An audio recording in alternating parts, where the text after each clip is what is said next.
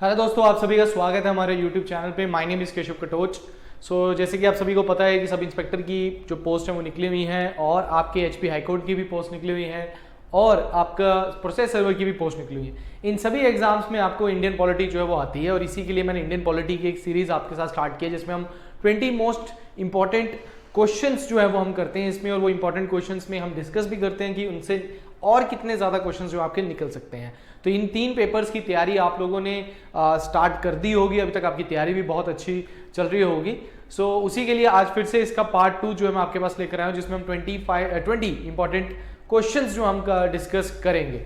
ठीक है, चलिए बढ़ते हैं हमारी वीडियो की ओर। सबसे पहला क्वेश्चन जो है वो क्वेश्चन पूछ रहा है कि initially for how long the president rule can be imposed in state. President rule जो है या राष्ट्रपति शासन जो है हमारे देश में जब लगता है, किसी राज्य में लगता है, तो वो कितने सालों के लिए लगता है। तो पहले तो प्रेसिडेंट रूल की बात करें, प्रेसिडेंट रूल जो है वो आपका आर्टिकल 356 और आर्टिकल 365 दो के अंडर जो है वो आपका प्रेसिडेंट रूल लग सकता है। आर्टिकल 356 तब लगता है कि जब जो मशीनरी है, स्टेट की मशीनरी है, वो कॉन्स्टिट्यूशन बेस पे ना चल रही हो और अनकॉन्स्टिट्यूशन बेस पे चल रही हो, या फिर और अदर जैसे कि कोई सरकार गिर जाए या फिर कोई नो कॉन्फिडेंस मोशन पास हो जाए, तो तब आपकी क्या लगती है, आपको 356 के अंडर क्या लगती है, कॉन्स्टिट्यूशन आपकी प्रेसिडेंट रूल लगता है। इसको हम एक तरीके से आप बोल सकते हो कि 356 को B.R. अम्बेडकर ने डेड लेटर भी बोला था। B.R. अम्बेडकर ने इसको डेड लेटर भी बोला था, बिकॉज ये एक तरीके से हमारी जो डेमोक्रेटिक स्ट्रक्चर है, हमारा कॉन्स्टिट्यूशनल स्ट्रक्चर है या स्टेट असेंबली है, उसको अबॉलिश कर देती है। और प्रेसिडेंट रूल जो है वो मैक्सिमम आपका जो है वो कितने सालों के लिए लग सकता है, 3 इयर्स के लग सकता है, मैक्सिमम 3 इयर्स के लिए लगता है। और इसके लिए आपको पहले क्या होता है, आपको पार्लियामेंट से अप्रूवल लेना पड़ता है।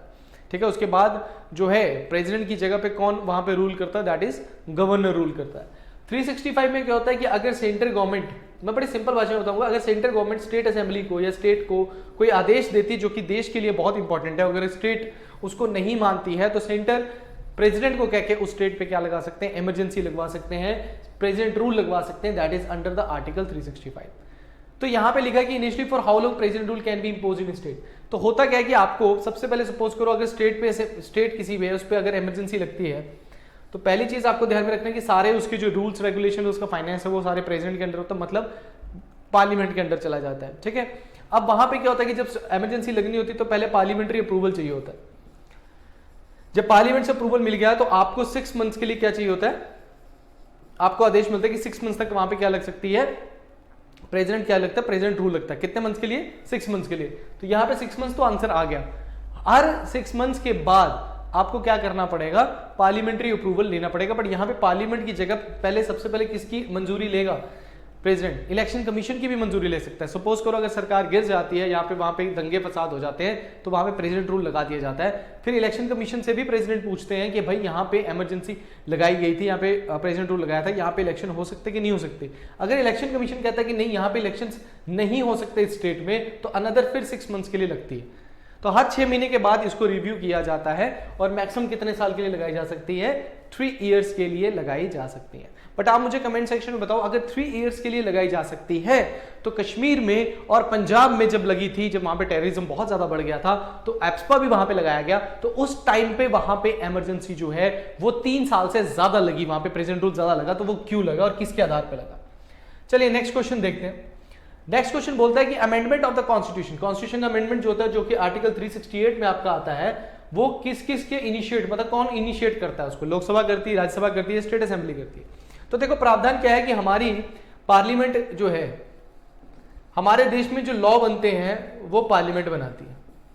हमारे देश में सेंटर के जितने भी लॉज हैं जो कि यूनियन लिस्ट में लगते हैं, यूनियन लिस्ट में जो भी बनता है वो आपकी कौन बनाती है, पार्लियामेंट उसमें लॉ बनाती है। कौन बनाती है, पार्लियामेंट उसमें क्या बनाएगी, लॉ बनाएगी।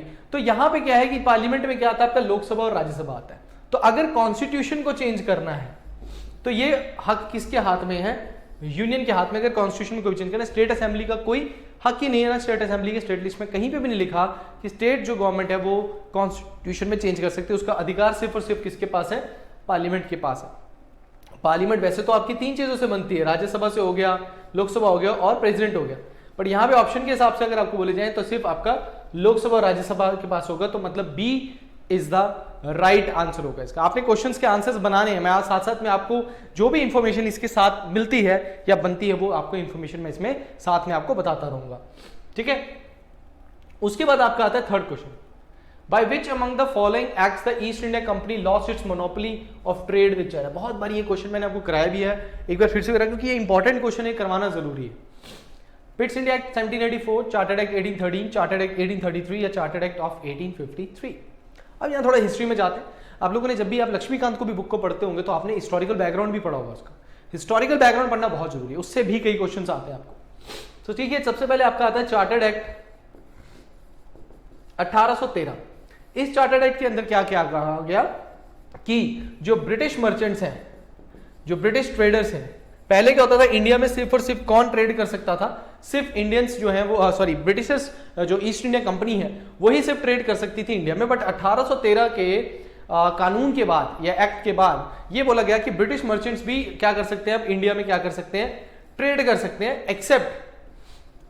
एक्सेप्ट दो, एक तो चाइना के साथ ट्रेड और दूसरा टी का ट्रेड। ये दोनों अभी भी किसके हाथ में थे, ईस्ट इंडिया कंपनी के हाथ में थे। किसके हाथ में, ईस्ट इंडिया कंपनी के हाथ में थे। बट ये जो राइट्स है ईस्ट इंडिया कंपनी के, ये राइट्स भी इनके कौन से एक्ट में छीन लिए गए, 1833। तो मतलब 1833 में जो ट्रेड विद चाइना है और ट्रेड इन द टी है, ये भी कंपनी के हाथ से ले लिया गया, वो टोटली ओपन कर दिया गया। अब मतलब कोई भी ब्रिटिशर इंडिया में आके टी में भी ट्रेड कर सकता है और चाइना से भी क्या कर सकता है, ट्रेड कर सकता है। तो आंसर क्या होगा, चार्टर्ड एक्ट 1833। बट आपने चार्टर्ड एक्ट 1813 को भी ध्यान में रखना, कहीं पे ये वाला क्वेश्चन भी पूछ सकता है कि दोनों के ट्रेड के जो आपको इसमें जो इन्होंने एक्सेप्ट जो इन्होंने चाइना और टी जो है वो अभी कंपनी को दिया था, वो कौन से एक्ट में दिया गया था, और बाकी सारा ट्रेड जो है वो किसके लिए ओपन कर दिया था, that is for the British merchants. ठीक है, चलिए fourth question, which of the following provisions of the constitution did not come into the force on November 26, 1949। अब यहां पे ध्यान दो, हमारा कॉन्स्टिट्यूशन को बनने के लिए टोटल 2 साल 11 महीने 18 दिन, आप क्वेश्चंस का आंसर बनाएंगे 18 दिन लगे, है ना। हमारा कॉन्स्टिट्यूशन बन के रेडी कब हो गया, नवंबर 26, 1949, इस दिन बनकर रेडी हो गया। पर जवाहरलाल नेहरू ने बोला कि नहीं भाई, इसको हम 2 महीने बाद करेंगे। मतलब कब करेंगे, 26 जनवरी 1950 को इसको लागू करवाया गया। ऐसा इसलिए करवाया गया क्योंकि हमने अपना स्वतंत्रता दिवस इससे पहले भी मनाया हुआ था। अगर आपने लाहौर सेशन देखा हो, मतलब आपने देखा तो नहीं होगा बट आपने सुना जरूर होगा। सो लाहौर सेशन जो है 1929 में हुआ था आईएनसी का, और उसमें जवाहरलाल नेहरू जो थे वो उसके प्रेसिडेंट थे। सो जवाहरलाल नेहरू ने उस टाइम पे पूर्ण स्वराज की मांग रखी और 26 जनवरी 1930 को रावी नदी के पास हमारा फ्लैग होस्ट कर दिया। 26 जनवरी 1930 को क्या किया गया, फ्लैग होस्ट कर दिया गया और इंडिया को एज ए इंडिपेंडेंट कंट्री घोषित कर दिया गया। तो फर्स्ट टाइम हमने अपना इंडिपेंडेंस डे 26 जनवरी 1930 को मनाया। तो उस दिन का मान्य रखने के लिए हमने अपना कॉन्स्टिट्यूशन क्या किया, 26 जनवरी 1950 को लागू किया गया। इसलिए हम झंडा भी लहराते उस दिन। पर याद रखिएगा कि जब हमारा कॉन्स्टिट्यूशन बना तो कुछ चीजें हमने नवंबर 26, 1900 या 1949 को लागू की और कुछ चीजें हमने 26 जनवरी 1950 को लागू की। तो इनमें से पूछ रहे कि कौन सी चीज जो है वो नवंबर 26, 1949 को लागू की गई थी। तो बताइए भाई, provision relating to citizenship, provision relating to elections, fundamental rights या नन ऑफ देम। पर यहां पे डिड नॉट कम बोल रहा है, मतलब कौन सी लागू नहीं की गई थी। यहां पे ये नहीं पूछ रहा कि कौन सी लागू की गई थी, बट यहां पे पूछा जा रहा है कौन सी लागू नहीं की गई थी। तो बताइए, तो इसका सही आंसर होगा that is your fundamental rights जो है ये आपके उस टाइम पे बाद में आए, आपके 26 जनवरी 1950 में आए थे, आपके फंडामेंटल राइट्स ऐड किए गए, उससे पहले नहीं आए थे। उससे पहले आपका सिटीजनशिप लाया था, इलेक्शन से रिलेटेड सारा कुछ लाया था। चलिए fifth question, in which year constitution of India was amended for the first time. हमारे देश में जो हमारा कॉन्स्टिट्यूशन है जब बन के रेडी हो गया तो फर्स्ट टाइम उसमें अमेंडमेंट जो है, पहली बार जो उसमें संशोधन किया गया वो कब किया, 1950 में, 1951, 1952 या 53, कब किया गया होगा संशोधन। आप लोगों ने 9th शेड्यूल पढ़ा है, 9th शेड्यूल पढ़ा हो, आपने बोला होगा 9th शेड्यूल कब आया हमारा, फर्स्ट अमेंडमेंट एक्ट 1951 में आया, जिसमें 9th शेड्यूल भी लेकर आया गया, जिसमें लैंड रिफॉर्म्स लेकर आए गए। और उसमें यह भी बोला गया कि 9th शेड्यूल में अगर किसी लॉ को ऐड कर दिया जाता है तो जुडिशरी उसका कुछ भी नहीं कर सकती है, जुडिशरी में बिल्कुल नहीं हो सकता। वो बाद में भी चीजें ऐड की गई उसमें कई सारी, बाद में 2007 में जुडिशरी ने बोला नहीं कि 9th शेड्यूल में भी जो लॉ आते हैं वो भी आपके क्या होंगे, अब जुडिशियल रिव्यू के अंडर आते हैं। बट ये आपका एक्ट कब आया, 1951। तो यहाँ पे आंसर क्या आएगा आपका, 1951 में सबसे पहली बार हमारा क्या हुआ था, कॉन्स्टिट्यूशन जो है वो अमेंड किया गया था। और उसके बाद अभी टोटल आपका कितनी बार हो चुका है, 105 बार आपका कॉन्स्टिट्यूशन जो है वो अमेंड हो चुका है आपका। ठीक है, क्लियर हो गया यहां तक। नेक्स्ट है, who was the first chief election commissioner of India. देखो ये तो बहुत ही सिंपल है ना, राजीव कुमार अभी हमारे। और who was the first chief election commissioner of India, ये तो बहुत क्वेश्चन बड़ी बार पूछा जाता है, केवी के सुंदरम, एसपी सेन वर्मा, सुकुमार सेन या राज भंडार। तो इस पर ज्यादा टाइम वेस्ट नहीं करूंगा मैं। Sukumar Sen is the right answer, Sukumar Sen is the right answer. चलिए, which among the following committees of Lok Sabha is assisted by the controller and auditor general of India. CAG जो होता है, आप सभी को पता है सीएजी जो है एक तरीके की हमारी कॉन्स्टिट्यूशनल बॉडी है, controller and auditor general of India. और सीएजी जो है इसको गार्डियन ऑफ पब्लिक पर्स भी कहते हैं। क्या कहते हैं इसको, गार्डियन ऑफ पब्लिक पर्स। मतलब आपका पैसा कहां लग रहा है, जैसे सपोज करो गवर्नमेंट जो है वो बहुत बड़े बड़े वादे करती है, हमने 50,000 करोड़ यहां लगा दिया, 1 लाख करोड़ यहां लगा दिया। तो सीएजी क्या करता है, एक तरीके की ऑडिट मशीनरी है, हाईएस्ट ऑडिट ऑफिसर होता है ये। और ये क्या करता है, गवर्नमेंट के जितने भी होते हैं, स्टेट गवर्नमेंट और सेंट्रल गवर्नमेंट दोनों के सेम होते हैं। स्टेट गवर्नमेंट का और सेंटर की ये रिपोर्ट बनाता है, ये देखता है कि जहां जहां पैसे लगे हैं, ऑडिट होता है ना, किसी छोटी कंपनी भी अपना ऑडिट कराती है, फिर देखती है घपला कहां हुआ। जैसे आपने सीएजी, आपने कोलगेट स्कैम सुना होगा, आपने कॉमनवेल्थ स्कैम सुना होगा, 2G स्पेक्ट्रम वाला स्कैम सुना होगा, वो सारे स्कैम इन्होंने निकाले कि जब ये देखते हैं कि भाई आपने तो 50,000 करोड़ रुपए कहीं पे भी नहीं लगाया ना, आपके पास बिलिंग सही है। तो सीएजी एक तरीके से बड़ा वैल्यूएबल है। कांग्रेस ने राफेल जब हमने डील की तो उस टाइम पे सीएजी की रिपोर्ट भी बताई कि हाँ भी बताओ, बट सीएजी ने उस पर क्लियर कट दे दिया कि नहीं, कोई भी घपला नहीं हुआ है। जब सीएजी जो होता है वो किसको असिस्ट करता है, यहां पे उसने बोला किसको असिस्ट करता है, तो पार्लियामेंट की कौन सी कमेटी है, estimate committee, public account committee, joint committee of salary and allowances, joint committee of office. तो यहां पे मैंने आपको पिछली क्लास में भी बताया था कि पब्लिक अकाउंट कमेटी जो है, अगर आपको शक है कि सीएजी की रिपोर्ट भी जो है वो गलत हो सकती है, तो पब्लिक अकाउंट कमेटी पे आप उसको भेज सकते हो, पर ये पार्लियामेंट्री अप्रूवल और गवर्नमेंट की अप्रूवल से ही चलेगी। और पब्लिक अकाउंट कमेटी का जो चेयरमैन होगा वो हमेशा ओपोजिशन से होता है। तो राफेल के बारे में भी कई बार गवर्नमेंट ने बोला कि जो ओपोजिशन रूल में कि आप पब्लिक अकाउंट कमेटी में क्यों नहीं लाते, क्योंकि सीएजी की रिपोर्ट को कहते हैं कि फिक्स्ड है, कि गवर्नमेंट ने इसको भी प्रभावित किया हुआ है। ठीक है, तो पब्लिक अकाउंट कमेटी को असिस्ट करता है कौन, दैट इज योर सीएजी। चलिए next question, the writ of the mandamus. 5 writ है हमारे पास, है ना। कौन कौन सी रिट है हमारे पास, हेबस कॉर्पस, है ना, उसके बाद मैंडेमस, ठीक है, और उसके बाद कौन सी हमारी प्रोहिबिशन, उसके बाद सर्टियोरी, सर्टियोरी भी बोलते हैं इसको, और लास्ट है आपका क्यो वारंटो, है ना। तो ये हमारी 5 रिट्स हैं, जो कि हमारी रिट्स जो है वो 2 ही कोर्ट ले सकते हैं, supreme court, high court. Supreme court article 32 के अंडर लेता है और हाई कोर्ट आर्टिकल 226 के अंडर लेता है, राइट और रॉन्ग। सो यहां पे पूछा जा रहा है कि मैंडेमस जो है वो किसके अगेंस्ट नहीं लगती है, private individual, president of India, state governments, all of the above, ठीक है ना। तो किसके खिलाफ नहीं लगता है, बाय व्हाट अथॉरिटी, है ना। यहां पे पूछा जा रहा है कि हाँ भी मैंडेमस पूछा जाता है, तो मैंडेमस जो है सबसे पहले ध्यान में रखना कि हेबस कॉर्पस जो है यही एक ऐसी हमारी रिट है जो प्राइवेट इंडिविजुअल के खिलाफ भी लग सकती है। तो पहली चीज तो होगी कि ये प्राइवेट इंडिविजुअल के खिलाफ नहीं लगती है। देखो मैंडेमस क्या होता है कि किसी भी पब्लिक इंडिविजुअल जो है अगर वो अपने ऑफिस का गलत इस्तेमाल करता है, पब्लिक ऑफिसर अगर अपने काम का गलत इस्तेमाल करता है, तो उससे पूछा जाता है कि बाय व्हाट अथॉरिटी आपने ये काम किया। पब्लिक ऑफिशियल जो होता है वो अगर अपना काम सही से नहीं करता है तो उसके खिलाफ मैंडेमस आप लगा सकते हैं, ठीक है ना। तो वो आपका एक फंडामेंटल राइट होता है कि आपका काम जो है वो पब्लिक ऑफिसर को करना पड़ेगा, ठीक है ना। बट ऐसे नहीं कि आप जोर जबरदस्ती उससे करवाएंगे, जो उसके मतलब लीगली उसको करना चाहिए वो काम वो नहीं कर रहा, और वो आंसरेबल भी होता है कि उसने ये काम क्यों नहीं किया, in the front of the court भी होता है। बट जो प्रेसिडेंट ऑफ इंडिया होता है, स्टेट गवर्नमेंट होते हैं, they are not answerable to whatever they do in their tenure. जब भी वो अपने टेन्यूर में कुछ कर रहे हैं तो वो किसी से आंसरेबल नहीं होते, ठीक है। अगर वो किसी का मर्डर भी कर देते तो उनके ऊपर कोई क्रिमिनल ऑफेंस नहीं लगता ड्यूरिंग देयर टेन्यूर। यहाँ पे ये मत समझना कि प्रेसिडेंट जो हमारी द्रौपदी मुर्मू को खून करने चल पड़ेंगे सबका। मतलब कॉन्स्टिट्यूशन में आर्टिकल 361 अगर आपने ध्यान से पढ़ा होगा तो आर्टिकल 361 में लिखा है कि भाई अगर प्रेसिडेंट अगर क्रिमिनल प्रोसीजर जो है उन पर नहीं चलता, सिविल प्रोसीजर उन पर चलते हैं, उसमें भी उनको 3 मंथ्स या 2 मंथ्स का उनको नोटिस देना पड़ता है। तो आर्टिकल 361 के अंदर बोला कि प्रेसिडेंट ऑफ इंडिया पे कभी भी ड्यूरिंग देयर टेन्योर कभी भी कोई क्रिमिनल जो है वो चार्ज नहीं लगेगा। हाँ, आप इंपीचमेंट करो उसके बाद उन पे चार्ज लगा दो, that is another thing. But यहाँ पे ये भी है मैंडेमस जो है वो आपका president of India state government पे नहीं लगता, because they are not answerable to anyone whatever they are doing in their tenure. Tenure तक मतलब 5 साल का टेन्यूर, 2, 3 जितना भी है नहीं कर सकते। समझ में आया? तो ये आपका होगा ऑल ऑफ द अबव, इन सभी के खिलाफ नहीं लगता है आपका मेंडमस, यहां नहीं लगता।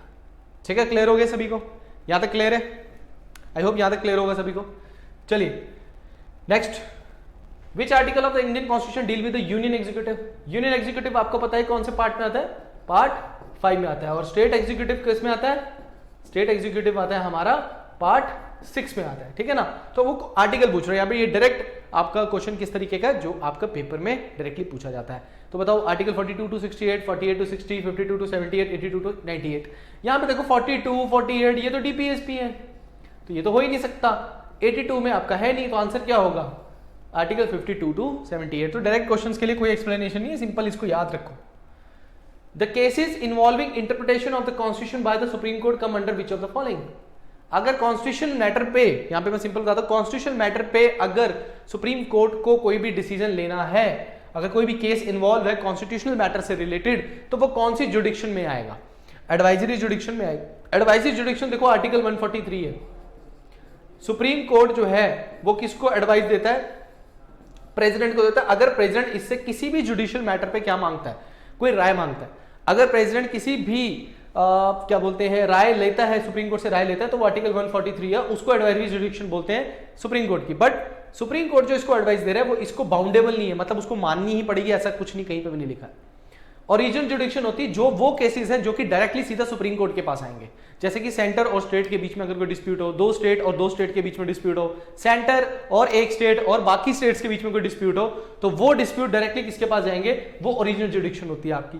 एपीलेट जुडिक्शन होती है जिसमें आप कहते हैं कि supreme court is a court of appeal. अगर आपका कोई कॉन्स्टिट्यूशनल मैटर है, अगर आपका कोई सिविल मैटर है, अगर आपका कोई क्रिमिनल मैटर है, उससे रिलेटेड अगर कोई केस है तो आप सुप्रीम कोर्ट में जा सकते हो। तो यहां पे आंसर क्या आएगा? एपीलेट जुडिक्शन आएगा आपका।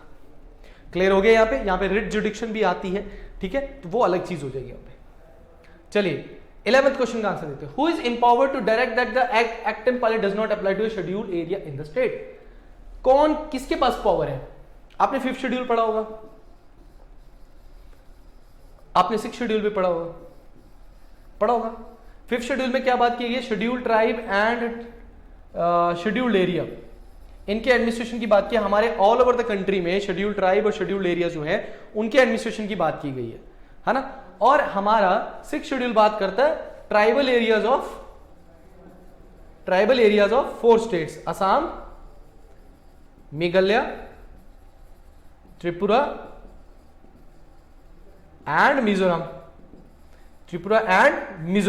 तो इन 4 स्टेट के ट्राइबल एरियाज की बात करता है, शेड्यूल्ड एरिया की बात नहीं करता। वो कह रहा है कि अगर शेड्यूल्ड एरिया किसी स्टेट का है तो पार्लियामेंट अगर कोई लॉ बनाती है तो किसके पास इंपावर है कि वो पार्लियामेंट के लॉ को भी वहां पे बैन कर सकता है। और उसकी पावर किसके हाथ में होगी? दोनों जगह पे किसके हाथ में पावर आएगी? गवर्नर के हाथ में। गवर्नर जो होता है स्टेट का, वो इन दोनों जगह पे पार्लियामेंट्री रूल को क्या कर सकता है? रोक सकता है। अगर उसको लगता है कि पार्लियामेंट्री रूल यहाँ पे नहीं होना चाहिए, बिकॉज वो एक स्पेशल एरिया है, वो एक स्पेशल प्रोविजंस मिले हुए हैं उनको, तो वहां पे वो मना कर सकता है, या तो उसमें तोड़ मरोड़ करके उनके लिए फेवर में दे सकता है। पर 6th शेड्यूल में तो टोटल पावर किसके हाथ में? गवर्नर के हाथ में। गवर्नर जो चाहे वो कर सकता है। बट 5th शेड्यूल में अभी प्रेसिडेंट से उसको पूछ के क्या करना पड़ता है? काम करने पड़ते हैं। क्लियर हो गया होगा यहां तक? तो आंसर क्या होगा? Governor is the right answer. Next है which article empowers the parliament to provide for establishment of central university in the Andhra Pradesh and Telangana. हम आंध्र प्रदेश की बात करेंगे यहाँ पे अभी। तो आंध्र प्रदेश के लिए कौन सी? तो आपको ध्यान में रखना कि आपकी 370, आपने देखा होगा J&K के लिए था तो वो कैंसिल हो गया स्पेशल प्रोविजन। उसके बाद 371 जो है ये आपका स्पेशल प्रोविजन है महाराष्ट्र और वगैरह के लिए, ठीक है। नागालैंड के लिए अभी आगे आएगा, फिर असम के लिए, फिर अरुणाचल प्रदेश, फिर सिक्किम, फिर तेलंगाना, फिर आंध्र प्रदेश, फिर गोवा, फिर कर्नाटका, उन सब के लिए प्रोविजन है आपका 371 से ए से लेके 371 जे तक आपको सारे प्रोविजन यहाँ पे मिलेंगे। पर यहाँ पे पूछ रहा है कि central university in the state of Andhra Pradesh कौन से आर्टिकल में? आर्टिकल 371 ए, सी, ई और एफ। तो यहाँ पे दिमाग लगाना पड़ेगा, इस पर रट्टा मारना पड़ता है ना। तो आंसर क्या होगा यहाँ पे? डायरेक्टली आपका 371 ई जो है वो बताता है central university in the state of Andhra Pradesh, ठीक है। चलिए, which committee was set up to examine the political and administrative structure in the district purpose of the district planning for the purpose of district planning. अब देखो, अगर आप पंचायती राज को पढ़ते हो, मैं आपको एक चीज बता देता हूं, अभी तो हम क्वेश्चन कर रहे हैं बट आपके लिए एक पंचायती राज जब हम पढ़ते हैं तो ध्यान में रखना उनकी कमेटीज के ऊपर क्वेश्चन आता है। एक आपका कमेटीज के ऊपर क्वेश्चन आता है, एक आता है आर्टिकल्स के ऊपर। डायरेक्ट क्वेश्चन होता है कि कौन सा आर्टिकल जो है वो किस से रिलेटेड है। और उसके बाद आपका एक चीज आती है यहाँ पे किस कमेटी में क्या बोला हुआ है, किस कमेटी में क्या बोला गया है, ये भी आपको क्वेश्चन आता है। और एक आता है आपका कमेटी की सीक्वेंस के ऊपर, सीक्वेंस क्या है कमेटी का, ये आपको क्वेश्चन आता है। तो आपको यहां पे ध्यान में रखना है कि यहां पे क्वेश्चन पूछ रहा है कि ये देखो, अब यहां पे इसने सिंपल क्वेश्चन पूछा डिस्ट्रिक्ट प्लानिंग से रिलेटेड किस कमेटी ने बोला। मैं अगर आपको बात करूं, आपने बलवंत राय मेहता कमेटी सुनी होगी, बलवंत राय मेहता कमेटी। तो बलवंत राय मेहता कमेटी, अगर मैं बोलूं कि कॉन्स्टिट्यूशन में अगर इसको बनाया गया था तो इसको पंचायती राज के लिए नहीं बनाया होता, इसने आगे प्रोविजंस अपने दिए लोकल सेल्फ गवर्नमेंट के लिए, इन्होंने प्रोविजन दिए, बट इन्होंने प्रोविजन जो है अगर ये बनी हुई थी तो ये इसलिए नहीं बनी थी, इसका सिंपल काम था 1952 में जो कम्युनिटी डेवलपमेंट प्रोग्राम हुआ था, 1952 में जो कम्युनिटी डेवलपमेंट प्रोग्राम हुआ था उसको रिव्यू करना था। और उसी के रिव्यू में इन्होंने कुछ सजेशंस दिए कि भाई इस तरीके की ग्राउंड लेवल पे डेमोक्रेटिक डिसेंट्रलाइजेशन होना चाहिए हमारे देश में, मतलब विलेज लेवल पे भी हमारे पास गवर्नमेंट होनी चाहिए। असली में जो आपकी पंचायती राज से रिलेटेड जो बनाई गई थी, जो कमेटी बनाई गई थी, वो आपकी थी जनता दल की Ashok Mehta committee. Ashok Mehta committee generally आपकी इसलिए बनाई गई थी ताकि देश का पंचायती राज सिस्टम लाया जा सके। तो यहाँ पे हर कमेटी को अगर आप पढ़ोगे तो उसमें आपको कुछ ना कुछ मिलेगा। तो यहाँ पे ये जो डिस्ट्रिक्ट प्लानिंग का, ये आपकी किसका था, ठंगोन कमेटी जो है उसका ये अपना आइडिया था कि जो एक तरीके का पॉलिटिकल एडमिनिस्ट्रेटिव स्ट्रक्चर बनाया जाएगा डिस्ट्रिक्ट लेवल पे, और वो डिस्ट्रिक्ट प्लानिंग से रिलेटेड था। ठीक है, तो ये आई होप आपको क्लियर हो गया होगा। चलिए 14 का आंसर बताइए। Which committee was set up to examine the political and administrative structure in the district. अच्छा, ये वही क्वेश्चन आ गया, सॉरी मैंने आगे ही नहीं किया। चलिए, in which year elections to the parliament were delinked from the elections to the state assembly. आपने सुना होगा, अभी न्यूज चलती है कि नरेंद्र मोदी सरकार जो है वो चाहती है कि जो लेजिस्लेटिव असेंबली के इलेक्शन है, विधानसभा के इलेक्शन और लोकसभा के इलेक्शन एक ही टाइम पे हो। इसका बड़ी पार्टीज ने इसको अगेंस्ट भी बोला इसके कि नहीं होना चाहिए वगैरह वगैरह, बट गवर्नमेंट का कहना है कि हमारा बहुत सारा पैसा खर्च होता है, हमारी फोर्सेस को, आपने देखा होगा सीआरपीएफ जो है वो आपके हर जगह पहुंची होती है। अभी हिमाचल में इलेक्शन से तो आपने देखा होगा चेक पोस्ट हर जगह लगे हुए हैं, तो हमारी फोर्सेस को एक जगह से दूसरी जगह और उस पर बहुत सारा खर्च आता है। तो अगर एक ही टाइम पे देर में इलेक्शन होंगे तो उस वजह से हमारा खर्चा भी बचेगा और हमारी फोर्सेस भी एक तरीके से फ्री रहेगी पूरा 5 साल, क्योंकि 5 साल में आपको पता है हर जगह पे कहीं ना कोई इलेक्शंस होते हैं, तो स्टेट हमारी जो होती है वो बिजी रहती है, हमारी फोर्सेस भी बिजी रहती है और काफी ज्यादा बजट जो हमारा उसमें भी लगता है। बट इससे पहले भी ऐसा होता था कि स्टेट असेंबली और लोकसभा के इलेक्शन जो होते वो इकट्ठे होते थे। ये पूछा जा रहा है कि कब इनको डीलिंक कर दिया गया कि स्टेट असेंबली अलग कर दी गई और आपके बाकी इलेक्शंस जो है वो लोकसभा के इलेक्शंस अलग कर दी गई। तो 61, 62, 71, 75, तो इसका सही आंसर है 1971 के बाद इसको क्या कर दिया गया, डीलिंक कर दिया गया। ठीक है, चलिए नेक्स्ट क्वेश्चन है, which article of the Indian constitution provide for the office of advocate general of the states. आपने अटॉर्नी जनरल का नाम तो सुना होगा, attorney general of India. Attorney general of India जो है ये आर्टिकल 76 के अंडर आते हैं, है ना। इनका काम क्या, ये लीगल एडवाइजर हैं गवर्नमेंट के सारे केसेस ये देखते हैं। इनके एक अधिकार होता है कि ये किसी भी कोर्ट में जाके बैठ सकते हैं देश की। इनको एक अधिकार होता है कि ये क्या बोलते हैं, पार्लियामेंट में बैठ सकते हैं, वहां पे बोल सकते हैं, अपनी बात रख सकते हैं, बट वोट नहीं कर सकते। ये लीगल प्रैक्टिशनर होते हैं, बट ये अपनी प्राइवेट लीगल एक्टिविटीज भी कर सकते हैं, इनको अलाउ होता है। तो ये हाईएस्ट लॉ ऑफिसर भी होते हैं कंट्री के, ठीक है ना। तो और इनको इनको ये प्रेसिडेंट नियुक्त करते हैं, प्रेसिडेंट निकालते हैं। प्रेसिडेंट कभी भी इनको निकाल सकते हैं, कभी भी रख सकते हैं, इनका कोई टेन्योर नहीं होता। अभी आपने देखा होगा, मुझे कमेंट सेक्शन में बताना कि हमारा new attorney general of India जो है वो कौन है। उसी तरीके से हर स्टेट का एक एडवोकेट जनरल भी होता है, हर स्टेट का एक एडवोकेट जनरल भी होता है, जिसका आर्टिकल पूछा हुआ है, तो आर्टिकल क्या होगा, 165 is the right answer. Her state का अपना एडवोकेट जनरल होगा, सेम काम होगा, बट उसकी जो क्या बोलते हैं एरिया जो है वो उसका क्या हो जाएगा, लिमिटेड टू दैट स्टेट हो जाएगा। और अटॉर्नी जनरल का तो ऑल ओवर इंडिया में इनका रूल चलेगा। ठीक है, चलिए, which of the following provision need special majority in the parliament. इनमें से किस चीज के लिए हमें स्पेशल मेजोरिटी चाहिए, change in the fundamental rights, creation of new states, abolition of legislative council in state and rules and procedure in the parliament. देखो parliament के लिए तो हमारे को अमेंडमेंट करने की जरूरत नहीं। एबॉलिशन ऑफ लेजिस्लेटिव काउंसिल मैंने आपको कल भी बताया 169 के अंडर हम इनको बना भी सकते हैं और बिगाड़ भी सकते हैं, और ये कौन करती है, पार्लियामेंट करती है। और पार्लियामेंट इसको कैसे करती है, इसको सिंपल मेजोरिटी से कर सकती है, पार्लियामेंट सिंपल मेजोरिटी से इसको कर सकती है। Creation of new states, article 2 और आर्टिकल 3 के अंडर हम नई स्टेट्स बना सकते हैं, तो वो दोनों भी आपकी सिंपल मेजोरिटी से ही पास होती है। तो रही बात फंडामेंटल राइट्स, जो कि लोगों के मूल अधिकार है, वो अगर सरकार ने उस पर कुछ रिस्ट्रिक्शन और चेंज करने हैं तो सरकार को अमेंडमेंट तो स्पेशल मेजोरिटी के थ्रू करना ही पड़ेगा। तो आंसर क्या होगा यहाँ पे, A is the right answer. चलिए, in the Indian parliamentary system vote and account is valid how many months except the year of elections. जिस दिन इलेक्शन है उस दिन के अलावा छोड़ के बताओ भाई, वोट एन अकाउंट होता है जब आपका बजट पेश होता है तो उस टाइम पे एक अप्रोप्रिएशन बिल भी पास किया जाता है आर्टिकल 1114 के अंदर। 114 के अंदर एक अप्रोप्रिएशन बिल जो है वो सरकार जो है वो पास करती है जब उसको अपनी फंडिंग चाहिए होती है बजट पास होने से पहले। तो बताओ वो वोट एन अकाउंट उसको बोला जाता है कितने मंथ के लिए होता है? 2 मंथ, 3 मंथ, 6 मंथ, 9 मंथ? क्या आंसर होगा? थोड़ा दिमाग लगाओ, ऐसे क्वेश्चंस भी कभी कभी पेपर में आ जाते हैं और ऐसे क्वेश्चंस आएंगे और हमेशा पूछे भी जाते हैं आपसे। तो आंसर होगा आपका 2 month is the right answer. So second last question of today, the members of the Rajya Sabha are elected by, Rajya Sabha के मेंबर जो होते हैं उनके इलेक्शन में कौन पार्टिसिपेट करता है?